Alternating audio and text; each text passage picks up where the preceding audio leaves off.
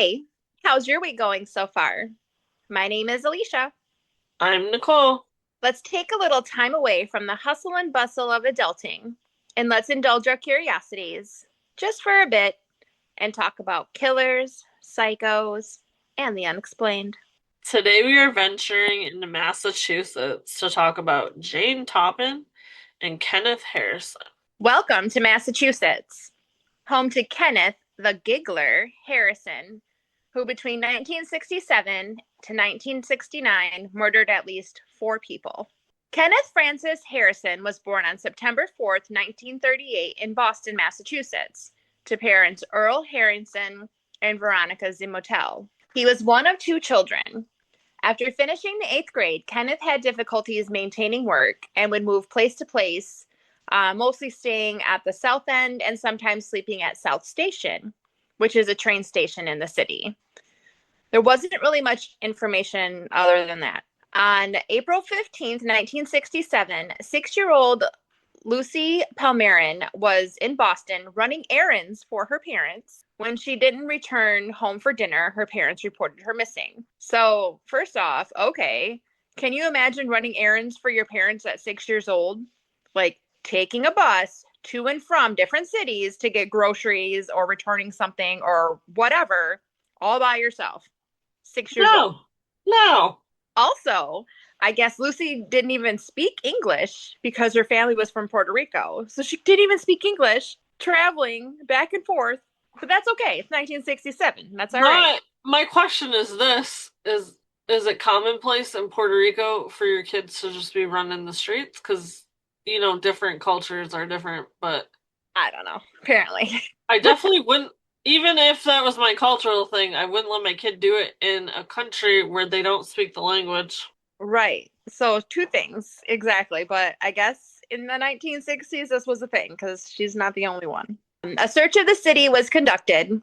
Abandoned buildings were searched. Everybody was questioned, but no Lucy. Then, over a month later, on May 24th, teenagers discovered her deceased body in the Fort Port Channel. Her death was attributed to an accidental drowning.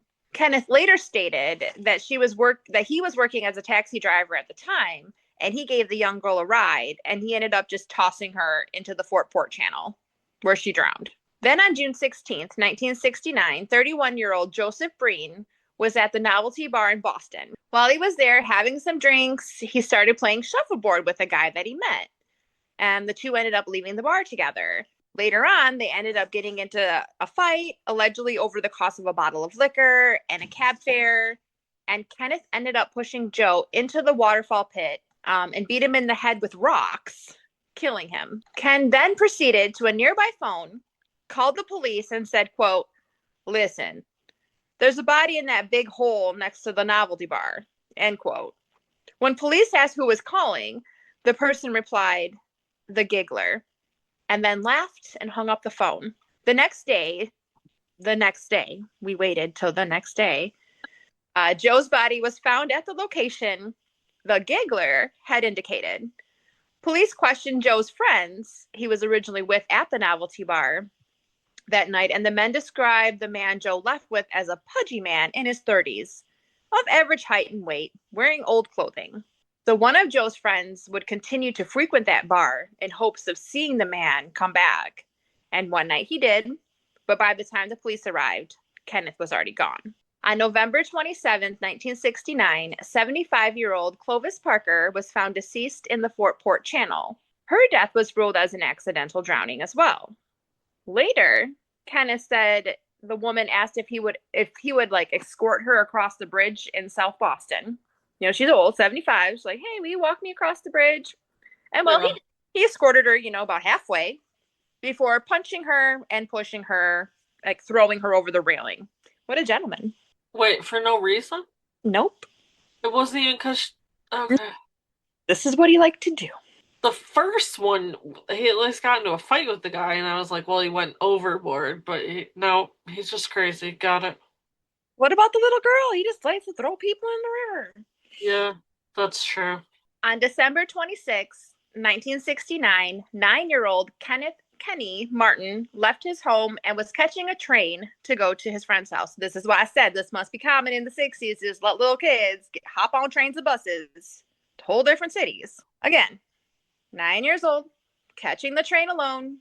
Like, how are these children just traveling like this? My parents are like, yeah, I always let my single digit age child travel the cities. It's fine. Don't you remember the ad that would come on and be like, it's 10 o'clock. Do you know where your kids are? Probably because of this, because of some stuff like this. Okay. Listen, I don't allow my child. It's fine, honey. Go ahead. See you tomorrow. No, no. My kids don't answer a text within like 10 minutes. I'm already located 360. Where are you at? Like, no. So, anyhow, when Kenny got to the train tramp platform, he was approached by Kenneth, who persuaded him to come out and play at his living space. Remember, I said he would stay at the station sometimes. So, he had a living space inside the station. So, while entering a tunnel to this living space, Kenneth strangles poor Kenny with a piece of twine. His body was found 10 days later by detectives searching through the station. Multiple people had seen Kenneth with Kenny the day of the disappearance and were able to describe Kenneth to the police. At this time, Kenneth had been taken, like he had taken off to Rhode Island. So investigators actually received a phone call that led to his arrest, and police found him and brought him back to Boston. The phone call the investigators received was from his sister. She told them that Kenneth had called her a couple of times, confessing to killing the boy. Kenneth argued that he was just playing with the boy and he didn't mean to kill him intentionally. And if he did, in fact, kill him, it was due to him being drunk. He was blacked out. It wasn't his fault. Kenneth was found guilty and sentenced to life in prison. While awaiting trial for the other 3 murders, he told detectives, as long as I'm here, I might as well tell you about a few more. And in June of 1972, Kenneth pleaded guilty to all 3, explaining in detail what he did, confessing to killing at least 4 people, claiming he just had these like sporadic urges to kill. Kenneth pleaded with the judge, explaining that he was depressed and he should serve his sentence in Bridgewater State Hospital, which is a hospital for the criminally insane, for treatment. At first, the judge was like, no, you're going to prison, but then he did end up being sent to serve his time there. I'm not sure what all the details were, but he got his way, went to Bridgewater State Hospital. And after spending more than a decade at the hospital, he was informed that he was going to get transferred to the Massachusetts Correctional Institute in Concord. Okay, so Kenneth did not want to go to prison. He wanted to stay at the hospital. But now knowing that he didn't have a choice, on November 20th, 1989, the day before the transfer was to take place, Kenneth overdosed on his Elavil, which is an antidepressant, and was found slumped over, unresponsive by staff. So he's at a hospital for the criminally insane, but apparently they're allowed to keep and administer their own medications at this facility, which is bizarre to me, but it's the 60s. I don't know. Different. Anyhow, so the autopsy reported his death suicide by deliberate overdose, bringing this case to an awful end. Okay. I thought you were going to say he killed someone else to stay there or No, start doing some crazy stuff. himself. He just didn't want to leave. He wanted to stay at the hospital. He didn't want to go to like a prison. Well, we got the opposite going on with Jane Toppin, who was born Honora Kelly on March 31st, 1854. Her nickname would end up being Jolly Jane. Jolly Jane. She was the daughter of Irish immigrants in Boston, Massachusetts. Her mother, Bridget Kelly, died of tuberculosis when she was very young. Her father, Peter Kelly, known as Kelly the Crack, like, oh, look at that crackhead. That's the kind of crack they're talking about. What? Kelly the Crack. What? Was a well-known eccentric and alcoholic. Rumors said that one time he sewed his own eyes shut while he was working as a tailor. So this is the kind of eccentric we're talking about. In 1860, Peter surrendered his 2 youngest children, Delilah and Honora, to the Boston Female Asylum, which isn't an insane asylum because I was like, the what? It's actually an orphanage for indigenous female children. He never saw them again. He didn't try to. He literally gave them up. I don't know why, only the last two, but that's what he did. Of course, they would call it an asylum for Indigenous children. Of course, it's an asylum. There were 8 to 6. They were 8 years old and 6 years old, respectively. So Honora was 6 years old. No record exists for their time there. Literally, they came in, and then there's no record. There's nothing. Why would they have a record back then? Come on, at the asylum? Mm-mm. Of They course didn't not. have records at all. They only had records of people coming in.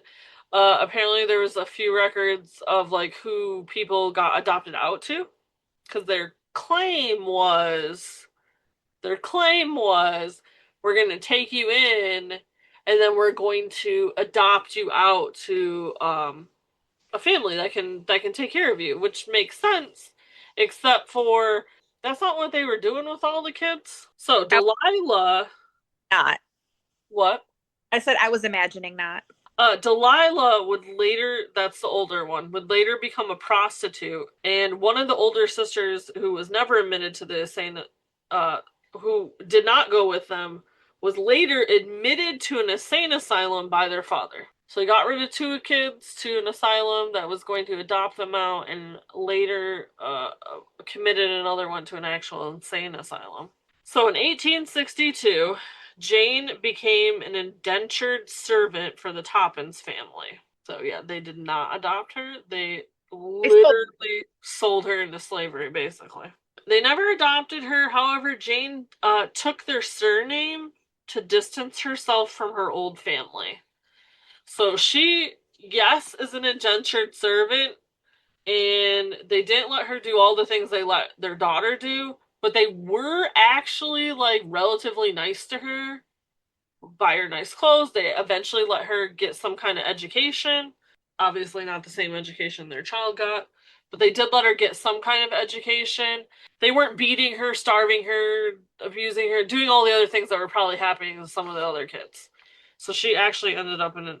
That's why she was like, I'm going to take their name on because I don't want to be associated with my father anymore. Which I, understand. yeah, I don't blame her. He's kind of crazy. Then in 1883, Jane entered Cambridge Hospital to train to become a nurse. And unlike before, she was well liked and gained her nickname as Jolly Jane. She was able to change her name. She was able to get some kind of education, which allowed her to now go to Cambridge Hospital and get some training. So Jane would pick favorite patients while working, and they were usually elderly and really sick people. And this is how she was able to experiment on them with morphine and atropine. Am I saying that right? Atropine? Atropine. Okay. So she was able to experiment on them with morphine and atropine. And she would alter their prescribed doses to see how they reacted. She was allowed to spend alone time with them, where she was able to fake charts, experiment on them, and even climb in bed with them, all while making sure they stayed in and out of consciousness. You're allowing, wait, you're giving this nurse aide, why are you giving her so much privilege? I realize she's becoming a nurse, but she's still in training. In 1889, Jane was recommended to the prestigious Massachusetts General Hospital. She was able to claim several more victims over the next year before being fired. So when she gets to the new hospital, she thinks she's gonna be able to keep doing what she was doing, but that obviously was not the case, and they thought it was weird that people were dying, so they fired her because they knew Something. she had Yeah. she had given the wrong dose a couple times. That was her claim for these people dying. And so she wasn't imprisoned or anything like that. They just fired her. Then Cambridge allowed her to return, so she went back to the old hospital. However, she was fired from there too for careless administrations of opioids. So she was doing the same thing at the next place, and they finally, I don't know if it was a new person running the hospital or what, but they weren't putting up with it. She was then able to pursue a career as a private nurse where she flourished despite accusations from the families of petty theft. So accusing her of like stealing little things here and there, but nobody could prove anything or find anything or do anything, and so she was never fired. She just got to keep being a private nurse. In 1895, however, Jane began her poisoning spree with gusto. Her first target was her landlord and his wife. In 1899, Jane killed her foster sister Elizabeth with a dose of strychnine. And then in 1901, Jane moved in with the Davis family to take care of Elvin Davis, an elderly man, after the death of his wife Maddie, whom Why Jane had. stepsister? Like they took her in, right? Like maybe she was jealous of her. Dang. It was over jealousy. I just can't remember. So if I say it again, I apologize. But yes, it was she killed her stepsister over jealousy. Yes, because obviously Elizabeth was the Toppins' like actual child, and they doted on her, and like she was jealous of her, which was sad because apparently Elizabeth and the parents, what even though they never adopted her, like I said, they were very nice to her. Yes. Hmm. So she had killed Alan Davis, or not killed Alan Davis. She had started to take care of Alan Davis after his wife died. Her name was Maddie, whom Jane had murdered. Hmm. Within weeks, she killed Davis, his sister, and two of his daughters. Dang. Weeks of moving in there.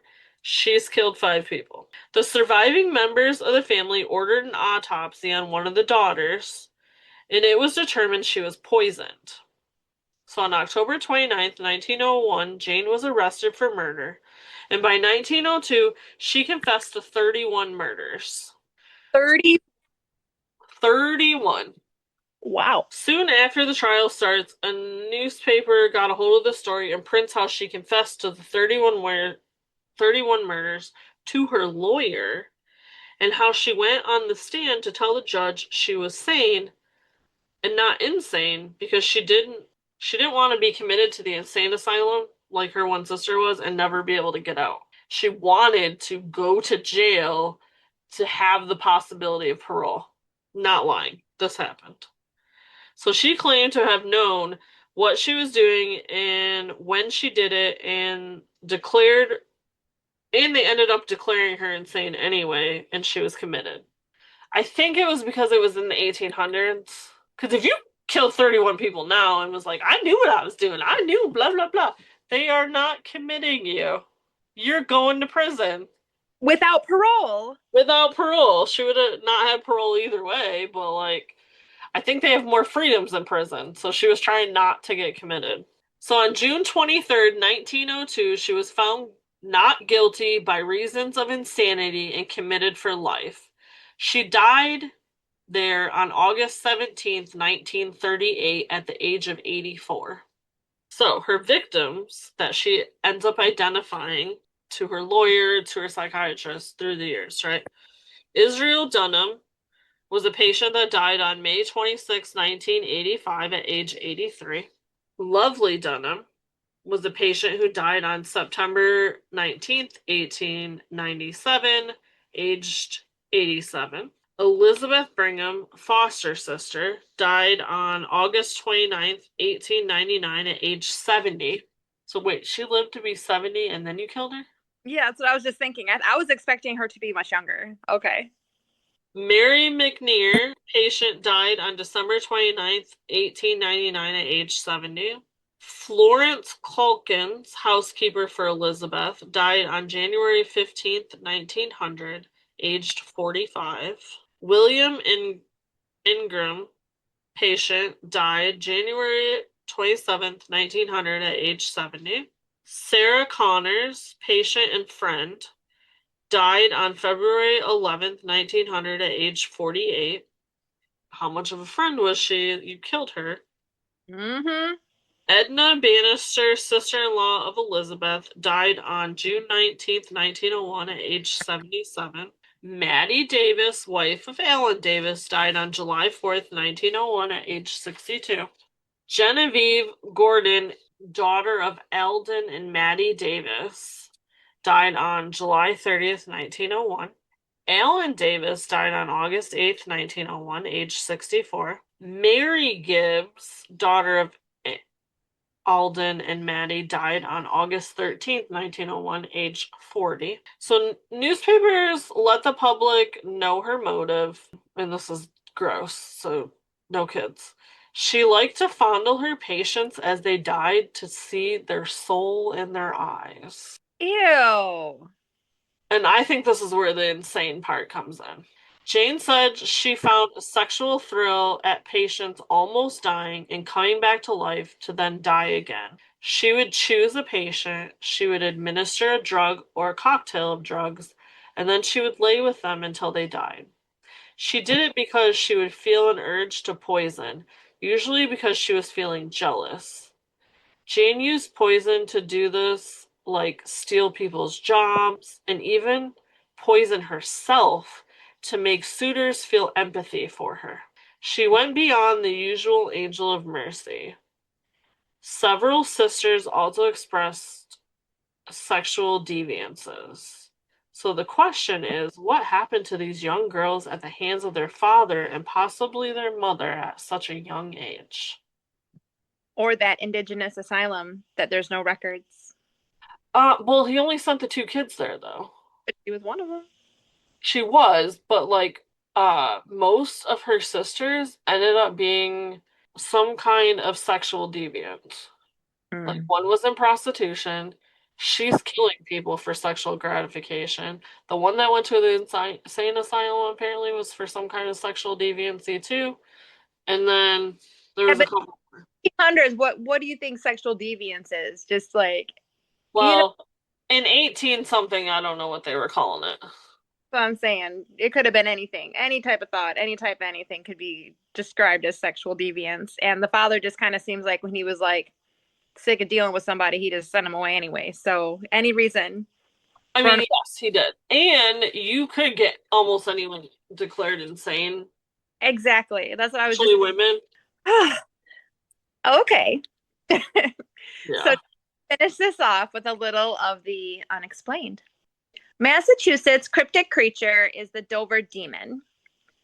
The Dover demon is described as a 4 foot tall being with a watermelon shaped head, glowing orange eyes, and has no mouth. Its body structure is that of an emaciated monkey. On November 21st and 22nd, 1977, several teenagers reported seeing the same creature at different locations in Dover, Massachusetts. Their sketches all looked pretty similar, but was this a baby moose or an extraterrestrial encounter? There's still not an official explanation. However, years later, the then teenagers are still quite shaken about what they saw that day. Have you ever heard of the Dover demon? We are interested. Yeah, I'm interested. We would like to thank you for joining us in our discoveries of Massachusetts this week. Please join us next week while we travel to Michigan. Don't forget to like and subscribe so you don't miss our adventures next week into killers, psychos, and the unexplained. Being a woman is hard. Okay. Bye bye. Bye!